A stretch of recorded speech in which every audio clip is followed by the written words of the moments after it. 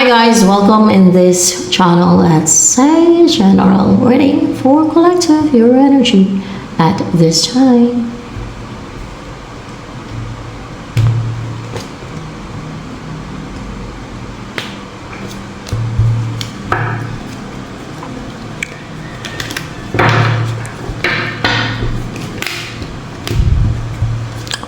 Okay, Nine of Wands and Judgment. Naglalagay ka na ng defense. Baga hindi ka na basta-basta magtitiwala yun. Parang maingat ka na. O may pagka-defensive o klaro sa judgment mo, kailangan mag-ingat. Kailangan huwag ka magtiwala. Kailangan na alamin mo muna bago ka papasok sa isang sitwasyon o relationship, or bago mo i-grab yung opportunity, baka it's a trap or mga opportunity, no? Mga ganun, no? Tingnan nyo, may bako dito. And inobserva mo muna, parang you're not convinced, no? Sa parang opportunity na pinipresent sa'yo, nasa harapan mo, na pwede mong pasukin yan, pero guarded ka, or doon yung pagiging defensive mo na baka mapahamak ka, na you need to defend yourself, na parang isinasaalang-alam mo din yung kaligtasan mo o yung ikabubuti mo. Parang iniisip mo din na baka trap yan, no? Mga ganun ba, no? Or kaya ay hindi mapagkatiwalaan like tao, no? Kung meron man siyang pinapakita na maganda sa'yo, para bang pwede din when it comes to person, may doubt ka, hindi ka lubusan nagtitiwala, hindi ka nagtitiwala. So yan, and nandun yung nasa isipan mo na you need to defend yourself, to protect yourself. Okay? And judgment, clear naman judgment mo. Clear yung isipan mo, wala naman nagka-clouded sa judgment mo. So, yung body mo energy right now.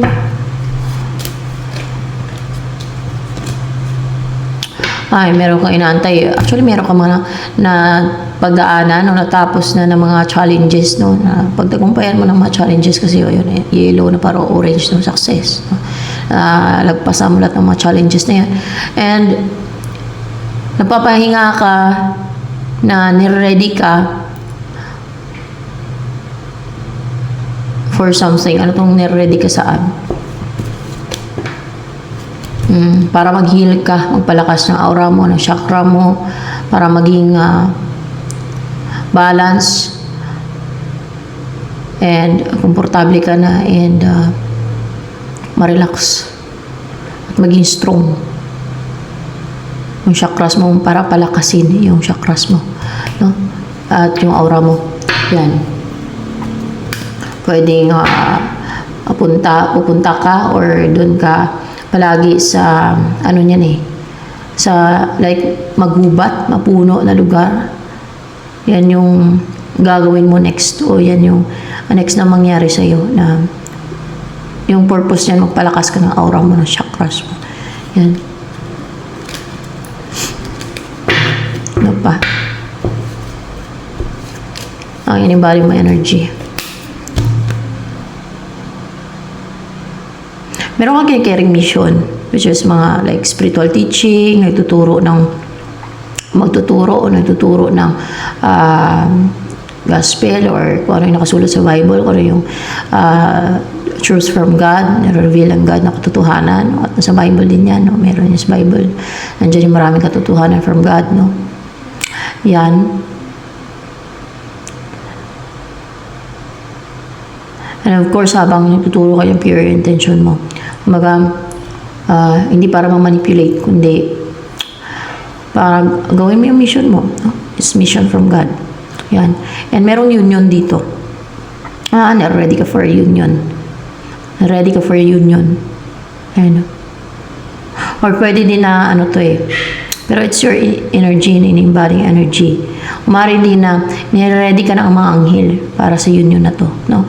Pwede din ganun kasi may anghel dito Or union with what? Pwedeng ano yan, person. Union with a child, no? Union with a child.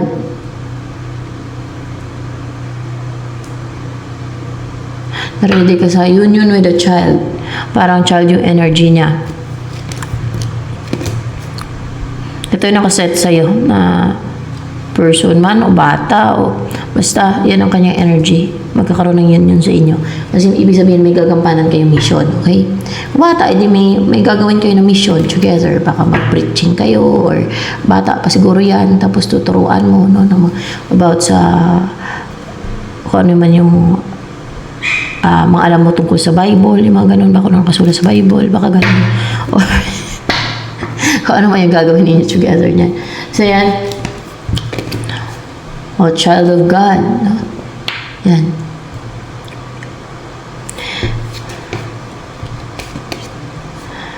The crown. Malakas ka. And, may inner strength, may inner stillness. Strong yung personality mo and capable and brave, passionate. You don't doubt yourself or wala kang doubt, wala kang duda sa mga kakayanan mo or sa kakayanan mo gawin ang gusto mo na wala limitation kasi may pakpak dito yung nandito. So parang walang limitation, di ba ganun yung like ibon, walang limitation, unlike sa human na wala ng pakpak ay may limitation, talagang maglalakad lang yung human, yung mga tao, di ba? Kasi walang pakpak, pero yung ibon makalipad siya, so walang limitation. They can fly, no?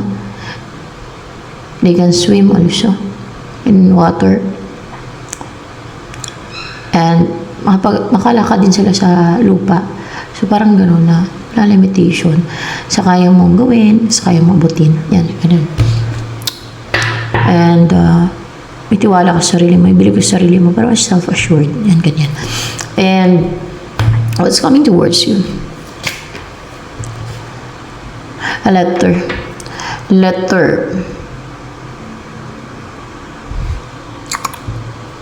It's a letter or message or pwedeng balita din yan. Ano pa? Pwede din minsan balita to yung mga ganyan, yung letter. Pwede din na, kasi mensahe, di ba? Balita, no? Pwede din na letter talaga o pwede din na message. Basta ganun. Pwede nga balita yan So, Knight of Cups. Offer, or maybe it's a love offer or merong magsisend sa'yo ng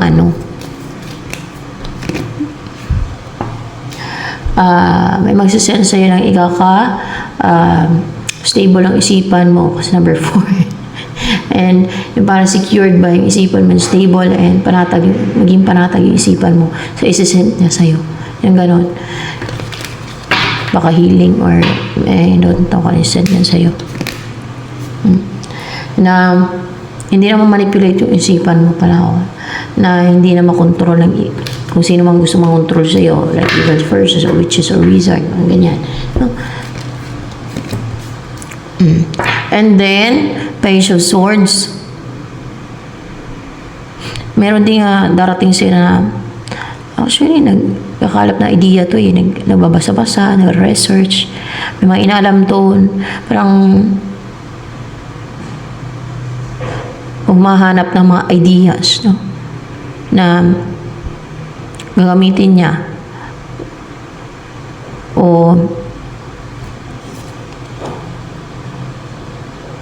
pwede niya subukan na gawin, try niya kung effective ba o maganda yung idea na yun ng mga nalaman niya ganon, yan din ang darating, naka-reduce siya na mag-try ng mga nalalaman niya ideas sinusubukan niya parang may pag-curious na may pagka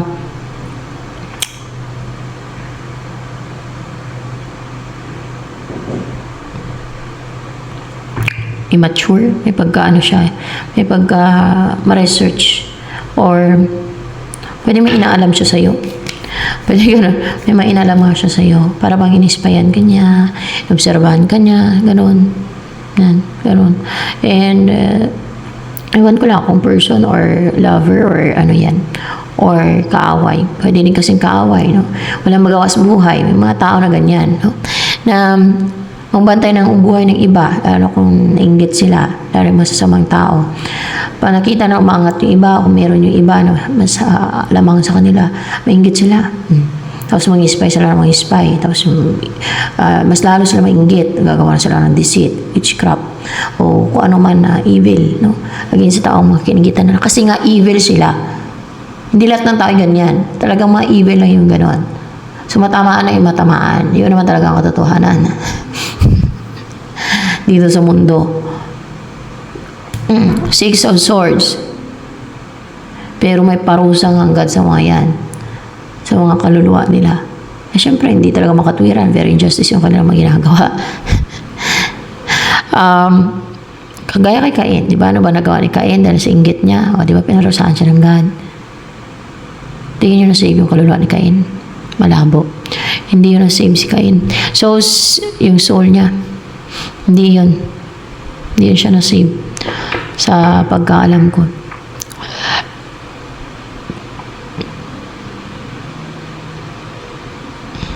And Six of Swords. Ayan o.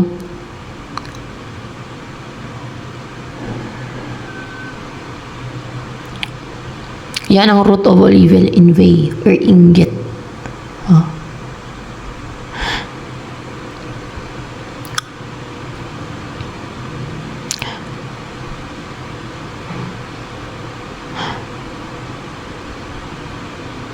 For clarification, with this Page of Swords here.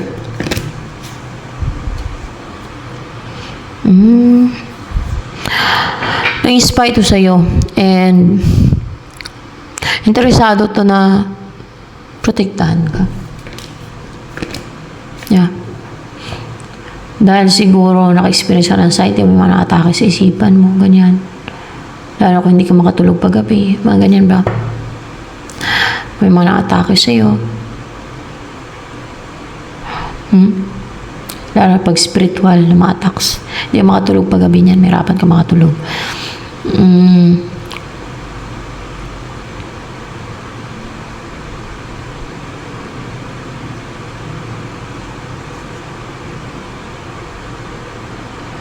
And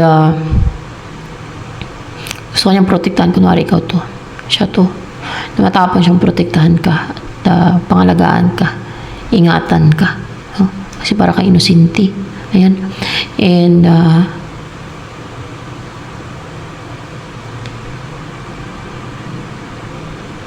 Six of Swords, may paglayo, may pag-iwas. Gusto ko niya ilayo kasi gusto ko niya protektahan. Siguro kung saan ka man ngayon ay may mga nakatake sa'yo dyan, like mga inggitira, mga masamang tao. Kunwari na inggit lang, di ba na-explain ko na kanina. May mga ganun kasi dito sa mundo, kasi hindi pa ito nabago. You know, binago na to, doon na yan sila sa, alam yun na, kalalagyan nila, yung masamang tao na yan. Well, yes, kung sabihin natin madaming masama, yes, madaming masama dito sa mundo to. Kaya nga, ang dami na impyerno eh. Instead na magbago sila, anong ginagawa nila? Palala sila ng palala. Hindi sila nagbabago. Instead, proud pa sila sa pagiging masama nila, mga ganun. Yan, dami na impyerno. Ang tingin ng iba ay akala nila langit ang pupuntahan nila no, afterlife. Yun pala in reality, madami na pupunta o napakarami na pupunta sa impyerno ang kaluluwa afterlife na natulan sila doon. Dahil nga, pinipili nila yung tahakin yung path na papunta sa impyerno. Pinipili nila yung path na tahakin na, alam yung wala silang sense of right and wrong. Gawa silang gawa ng deceit, scheme, evil, yung mga ganon, injustice sa iba. Yung mga ganon ba? Nakaramdam sila ng inggit, ay gagawa na sila ng deceit o witchcraft or kung ano mang scheme no? Sa taong kinanggitan nila. Very injustice talaga yun. Hatulan talaga sila ng God sa kabilang buhay pag ganyan ang kanilang gawain, pag ganyan sila. May sinasabi si Jesus Christ na huwag mapag-imbot sa kapwa mo. Huwag ka maging mapag-imbot. Huwag ka din maging greedy. Diba? Kasi nga yun yung hatol dun eh. Sa kabilang buhay, may impyerno ang kaluluwa mo pag ganyan ka. Hindi lang yan. Madaming kasalanan na pwede mo impyerno ng tao, kaya ang dami na impyerno. Napakarami na impyerno na mga souls.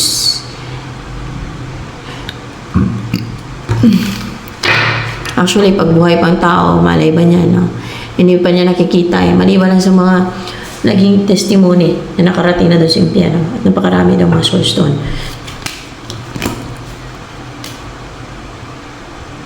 Yung akala daw ng mga tao pag namatay sila, pupunta na sila sa langit, no? Sure na mapunta sila sa langit. Pero, in reality, depende kasi yun sa gawa eh. Pag righteous ka, sure talaga yun na langit ang puntahan mo. Pero syempre, kailangan mo ng disiplina, kailangan mo maging mabuti, piliin mo maging mabuti. Piliin mo ang hindi ka gumawa ng evil, deceit, scheme, injustice sa kapwa mo. Yun ang mga righteous eh, di ba? Kasi may takot ka sa Diyos eh. Alam mo, kikita ng Diyos lahat eh. Hindi mo pairalin yung pagiging inggitira. Hindi ka maging greedy, o di ba? Ganun yung mga righteous. Yan ang mga nakapasok sa langit ng mga souls.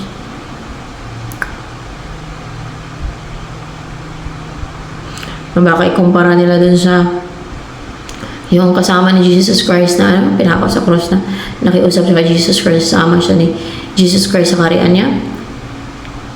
Kaya na-save siya, dinala siya ni Jesus Christ. Kasi favor na lang Jesus Christ yun kasi parang silang nagdanas ng pinako sa cross.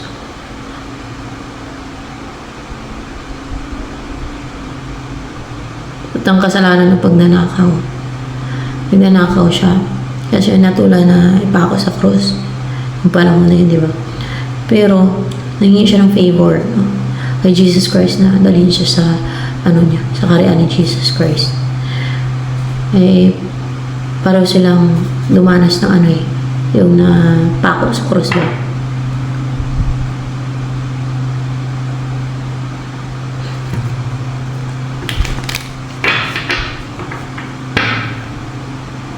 So, Queen of Wands in reverse.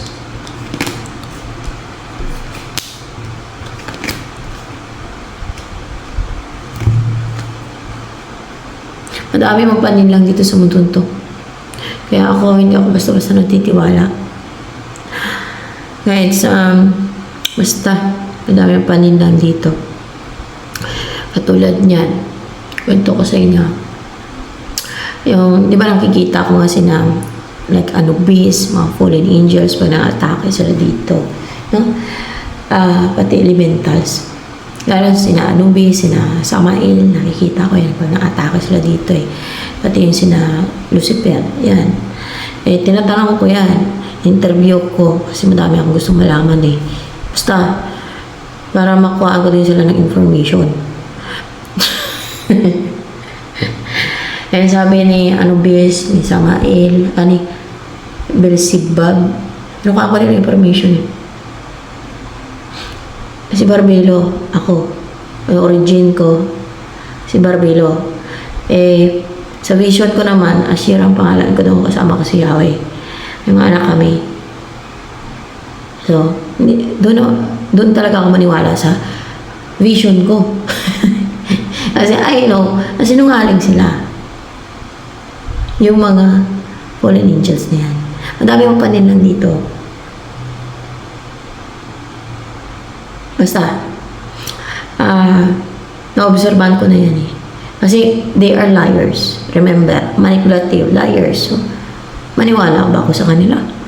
Sa mga, parang kinukaan ko lang sila yung sa side nila ba? No? Basta ganun. Mahilig lang talaga ako ma-interview. Basta ganun. Page of Pentacles. Page of, kinukuha ko ng mga information ba. So, pero hindi reliable yung mga information na makukuha sa kanila kasi natural na mga sinungaling talaga yan sila kaya fallen angels eh. Di ba? Manipulative. Mapalin lang yan sila. Of course, ako niwala sa vision ko. And you know what? Kung sabi ni Anubis sa akin, sinend ka siya ni Lucifer. Yung interview ko. Para i-restrict ako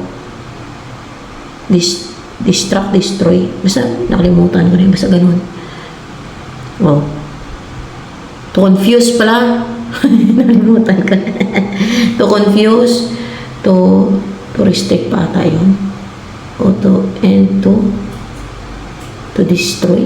Basta gano'n, nakalimutan ko rin. Matagal-tagal na yun eh. Basta gano'n. Nakakausap ko yan sila gamit yung perception. Hindi yung face to, yung mata, yung gagamitin na at bunga nga. Hindi. Gamit yung perception. Makikita din yan sila gamit yung perception. Basta gano'n. Maririnig din gamit yung perception.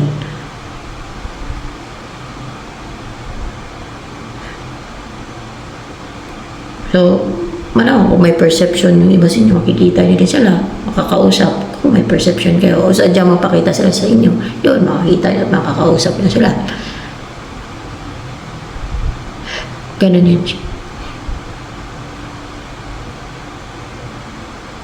So, Page of Pentacles and Page of Wands in reverse.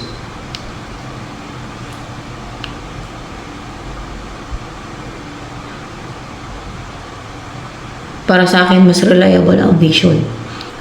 Kasi, yung vision ay messages from God mismo. Eh, God mismo nang panaginip dun sa akin eh. Yun ay, yung panaginip na yun, vision yun, kasi messages from God yun. God mismo nagpakita nun sa akin, through vision. Pero ang tawag ng iba ng panaginip, dati tawag ko doon panaginip, yung mga ganun. Kasi para ka na naginip ng tulog kayo. So, pero ang vision ay messages from God. Siya mismo ang napapakita niya sa iyo. No? Sa vision mo. Pag nagkaroon ka ng vision. Meron din ang vision galing kay Satanas. So, sa mga evil forces. Meron din. Pero, pag God mismo niya ang magpakita sa iyo ng vision. Okay? Siyempre, sabihin niya, siya yung God. Oh, pakita niya yan. Basta ganon. May mas sabihin niya sa iyo, may pakita yan sa iyo pati. Ganon. Sa vision, pag-vision. So, yan. Madalang na nagkakaroon ng vision. Katulad ng mga prophet. Yung mga tunay na prophet, nagkakaroon ng vision yan. Napag-communicate yung God yan sa kanila. Yung mga totoong prophet. Okay? Yung mga tunay na prophet ng God. Yung mga hindi nagkakaroon ng vision, na sabi nilang prophet sila. Malabo na prophet sila. Yung vision nila ay hindi naman from God, ay hindi yun sa God. Okay? Pero kung God mismo ang pinapakitaan sila ng vision, may mga sinasabi sa vision nila, yung God, ay malamang may mission from God yan, prophet, or may purpose ang God sa kanila. Yan kasi makapag-communicate ang God eh. Okay, anghel, isend ng God para doon niya i-present, ipakita sa vision ng tao na yan, na may mission from God, no? Na may ibibigay yung God na mission sa kanya. Ganun. Kagaya sa Bible, basahin niyo yung mga example. Sa Bible, mga prophet, di ba, pinapakitaan sila ng God, mayroong pinapakita ang God sa vision nila. Nagkakaroon sila ng vision from God. Hindi galing sa fallen angels. Kasi matunay silang prophet eh. Yun. Sa akin, bata pa ako. Wala akong alam nun. Basta, siyempre bata pa ako. Ano malay ko. Sa mga ganyan. Yung tao ko niyan, panaginip dati. Basta bata pa ako, pinapakitaan ako ng ganang vision. At may mga sinasabi na siya sa akin. Through vision. Yan. So, yan. Page of Wands. And Page of Pentacles.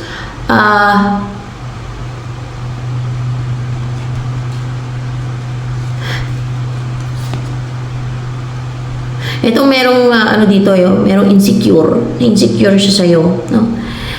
Nainggit o na-insecure to kasi mababang tingin sa sarili niya, hindi siya confident sa sarili niya, para hindi tanggap yung sarili niya ba, parang mahilig ito mag-compare ng sarili niya sa iba, like sa'yo, no? Hindi na ito makapag-take ng action against you, kaya mag-umpisa na magkakaroon ng growth, o pwede ding magawa mo na yung gusto mo na tuloy-tuloy, no, consistent, at magkaroon na ng growth na may consistent na mag-grow ka, may healthy, mag-grow yung income mo, or pwedeng may mag-reach out sa'yo, yung mga ganon, no? May mga ganyan kasi gusto ng pigilan, yung pag-angat ng iba, yung happiness ng iba, kasi masama nga sila, yan ang mga evil. Yung mga gusto mamigil, gustong mag-destroy, mang-harm, ng nakikita nilang umaangat. Kagaya ng mga destroy sa akin, kagaya ng mga destroy ng kaperahan ko, kabuhayan ko, mukha ko, yan, mga inggitira yon, mga masasamang tao yon, mga evil. Sana magsak ng kaluluwa na sa impyerno. No doubt. Mga deceitful eh. Oh. Mga evil.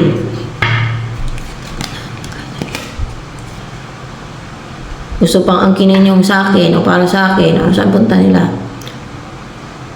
Ano sabi ni Jesus Christ? Mag-greed na hindi magmukha na aking karyan.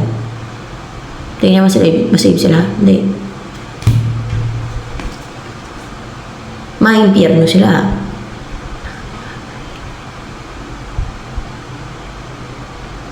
So, ayan.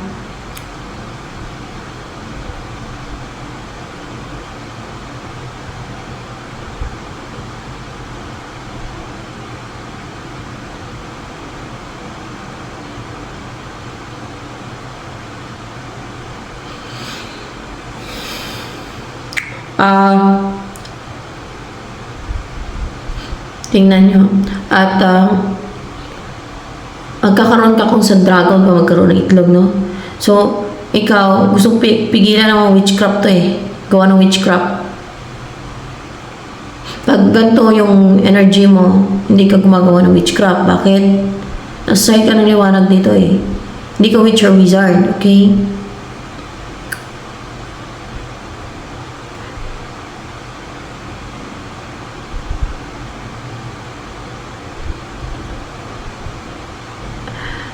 Gustong pigilan ng mga ng evil forces, witchcraft, through witchcraft, yung magkakaanak ka. Pero magawa mo to na magkaanak ka. Kasi may purpose yung God yan sa anak mo, hindi anak mo. Bakit nila gustong pigilan? They oppose the plans of God. They are against the plans ng God. Yung mga evil forces, yung mga kampo ng kadiliman, lahat ang kampo ng kadiliman. So, the counselor, kahit mga witch or wizard,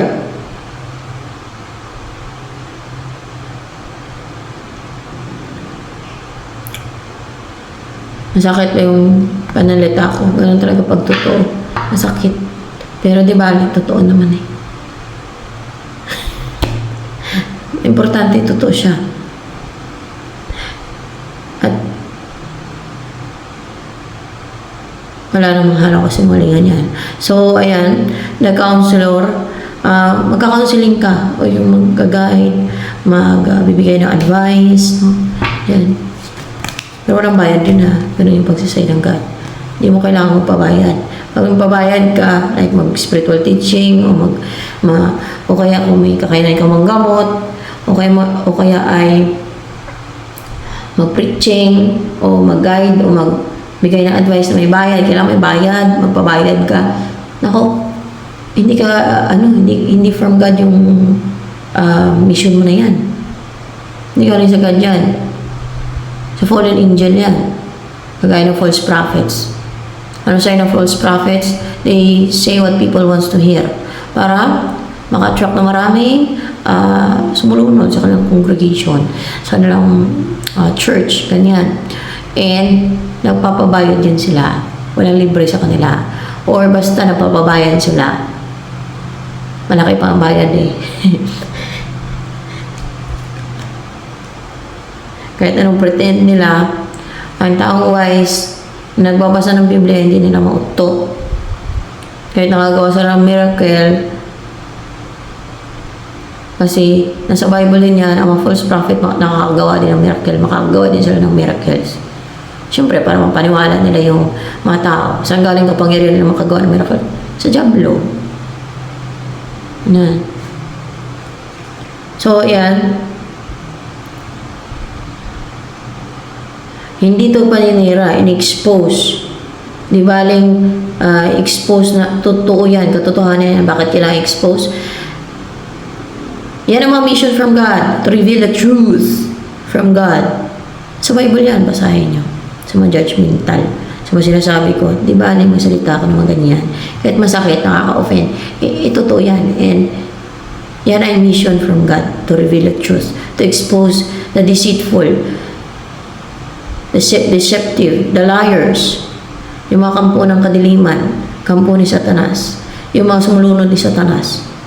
Of course, yung false prophet ay, no, number 1 yan, sumulunod ni Satanas yan. At mga deceitful yan sila. Hindi yan sila prangka.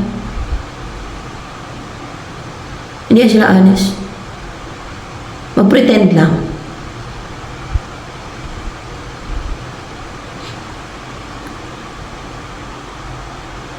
Magaling magmas ang mga evil o sumulunod sa Satanas, kagaya sa Satanas. Magaling magsinungaling, magaling magmas, magaling magmanipulate, di ba?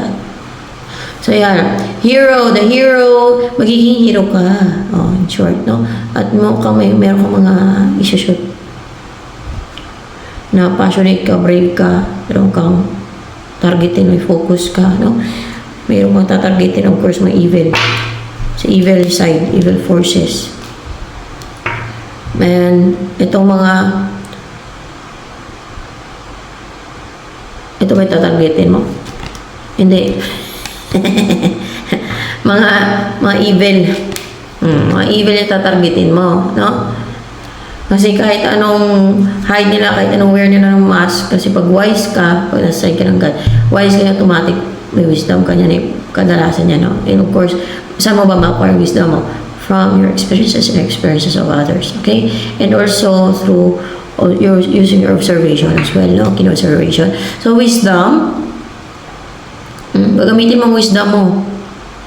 Kasi hindi mo man maagad-agad yan hindi mo yan sila basta-basta ma-detect o mahuli o makita yung tunay nilang pagkatao, yung behind their mask, no? Kung wala kang wisdom.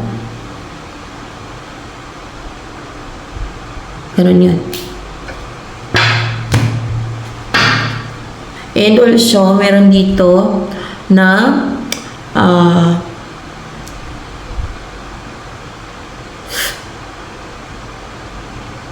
noong Biyernes, hilo ako nun eh. Notice nyo? Nagre-ready ako hilo. Bahala na. Kahit hilo ako. Ayan, no?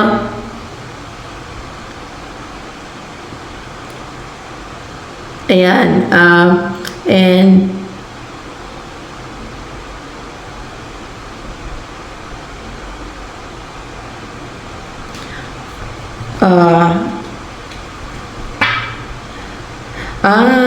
para ikaw yung magtanggal ng mask nila, i-reveal mo yung behind their mask.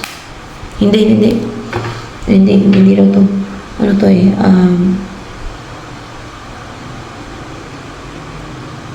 Papakita mo yung tunay na ikaw. Baka ganun. No? Okay, papakita mo yung tunay na ikaw. Wala namang masama doon kung totoo na ikaw. Okay, yung tunay na ikaw. At kung sinabi naman ng God,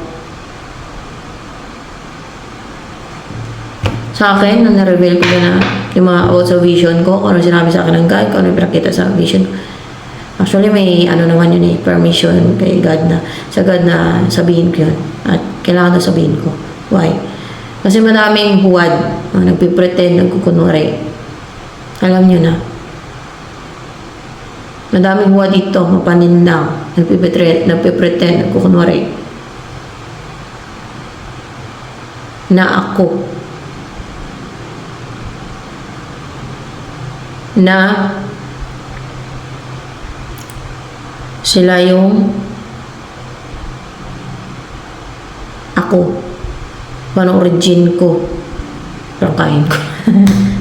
Dami kasi nagkukunwari, nagpipretend. Basta yun ang sabi sa akin ng God, kailangan i-reveal. Di ba rin, katotohanan naman. At pero kita niyo sa vision ko, na asawa niya ko. So what's wrong with that? Para sa mga insecure, inggit, sabihin nila mayabang. God mismo nagsabi niya sa akin eh.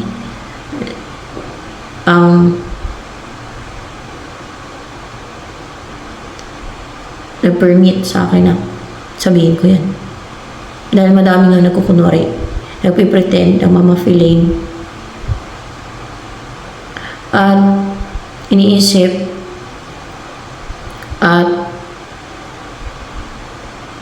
nila na sila ako. Sila yung asawa doon ng God. Kinuhaan ko ng energy dati yung sarili ko dito. Na may witchcraft.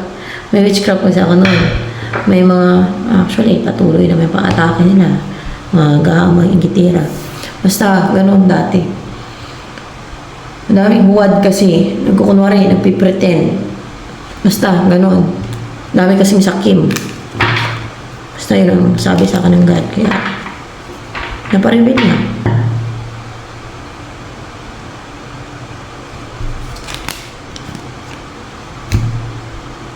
Yaman nila yung afterlife, kung hatol sa ng God. Daming huwad dito sa mundo eh. Okay lang yung magpang-feeling sana sila lang. Kaso gumagawa pa sila ng deceit, witchcraft against sa akin. Maatake pa. Kaya gusto na ipilit sila daw, ako. Yung akin na origin. Bakit nagkaroon ba siya na ng vision na bumaba sila dito sa lupa, kagaya na sa akin? Pinakita ba ng God sa vision nila? Naasawa sila ng God, kagaya na sa akin? Nakapag-communicate ba yung God sa kanila sa vision nila? Baka sa Satanas, nakapag-communicate sa kanila.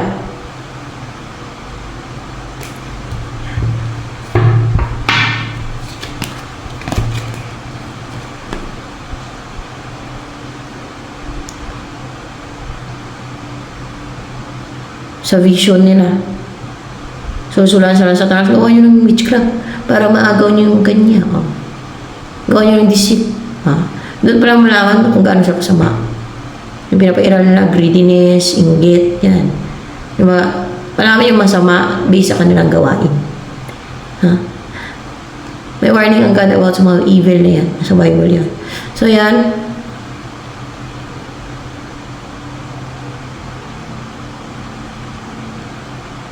Diba yung mga witch or wizard, pinapapatay pa ng God yan?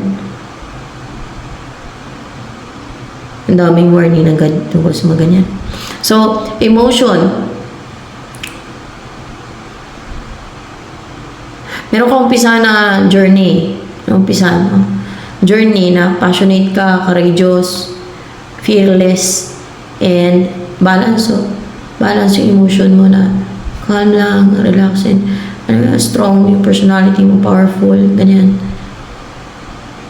You will be respected sa umpisa mo ng path or journey na yan. So, ayan. Ito na lamang for collective reading.